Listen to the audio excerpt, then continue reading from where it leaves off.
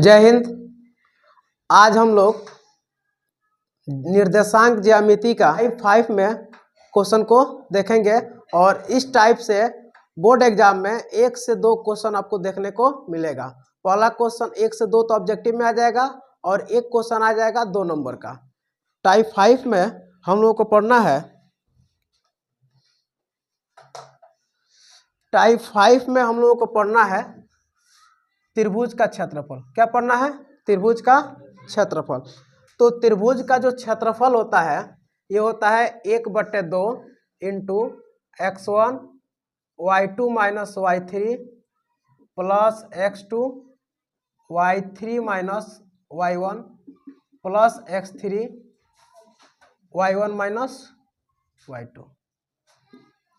ये होता है त्रिभुज का क्षेत्रफल। और त्रिभुज के क्षेत्रफल संबंधित 2 अंक में एक क्वेश्चन आएगा और ऑब्जेक्टिव में 1 से 2 क्वेश्चन आएगा। ठीक है, ये हर साल क्वेश्चन पूछता है और इस साल भी क्वेश्चन आएगा। तो आप पूरे वीडियो को देखिएगा, अंत तक देखिएगा और ये बहुत इंपॉर्टेंट है।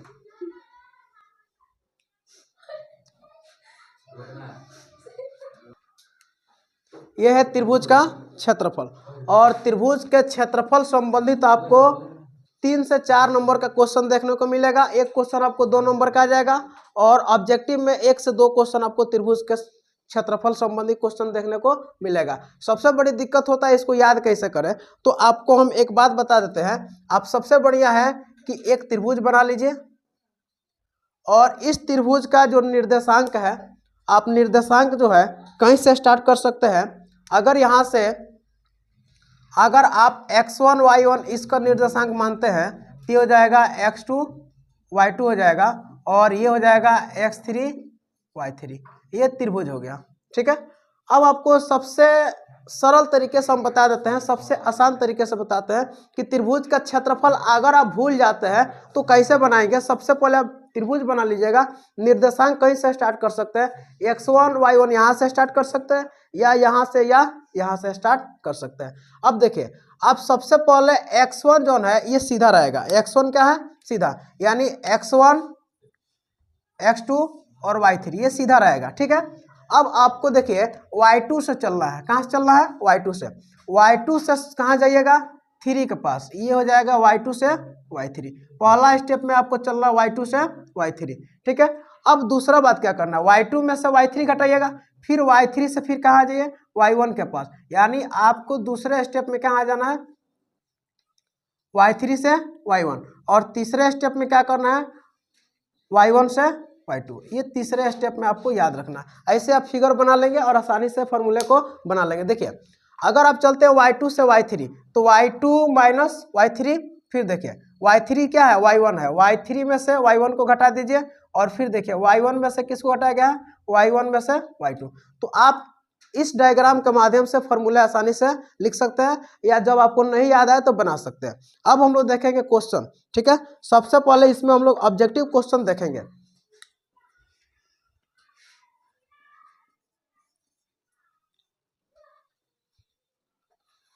चलिए पहला क्वेश्चन में देखते हैं। उस त्रिभुज का क्षेत्रफल ज्ञात करें जिसकी शीर्ष 1, -1, -4, और -3, -5 है। यह है त्रिभुज के क्षेत्रफल से संबंधित प्रश्न। अब इसको आप सॉल्व करिएगा तो आप यहाँ देखिए, यहाँ पर त्रिभुज का क्षेत्रफल पूछा है और यहाँ से आपको निर्देशांक दिया है 1, -1, -4, और -3, -5। अगर आप इसको लिखें तो अगर यहाँ से इस डायग्राम में लिख दिया जाए तो अगर हम इसको लिखें तो 1, -1, फिर इसको लिख सकते हैं -4, और ये लिख सकते हैं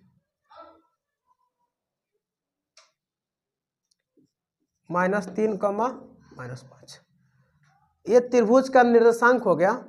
अब यहाँ देखें तो x1 हो गया 1, y1 हो गया -1, x2 हो गया -4, y2 हो गया 6, x3 हो गया -3 और y3 हो गया -5।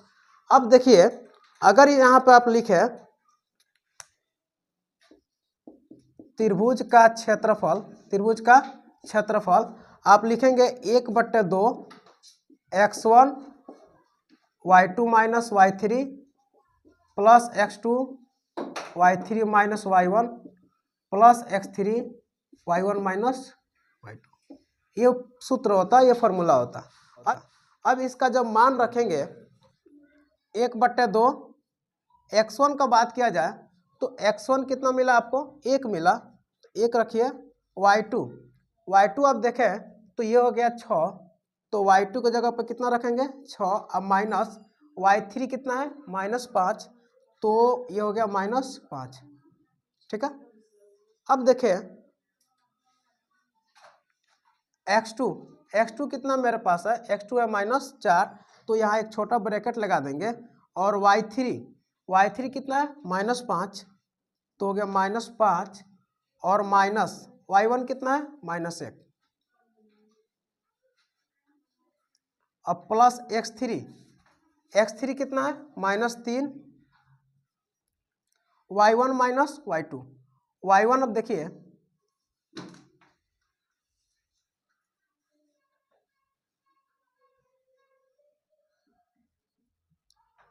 y1 माइनस y2, तो y1 कितना है -1, अब माइनस y2 कितना है 6।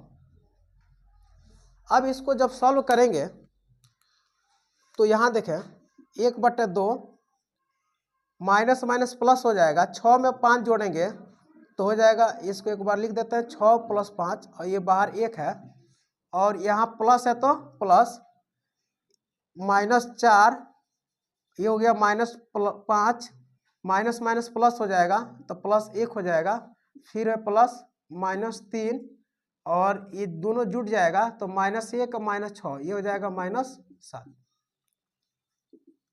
1/2 है तो 1/2, इसको देखिए 6 में 5 जोड़े 11 हो जाएगा, तो 1 से गुणा करें तो कितना हो जाएगा 11 हो जाएगा, और ये हो गया -4, और -5 में से 1 जाएगा तो ये हो जाएगा -4, और प्लस 3 से 7 में गुणा करेंगे तो कितना हो जाएगा 21, माइनस माइनस हो जाएगा प्लस। अगर इसको थोड़ा सा और आगे आप बढ़ाते हैं तो आप लिख सकते हैं 1/2 11,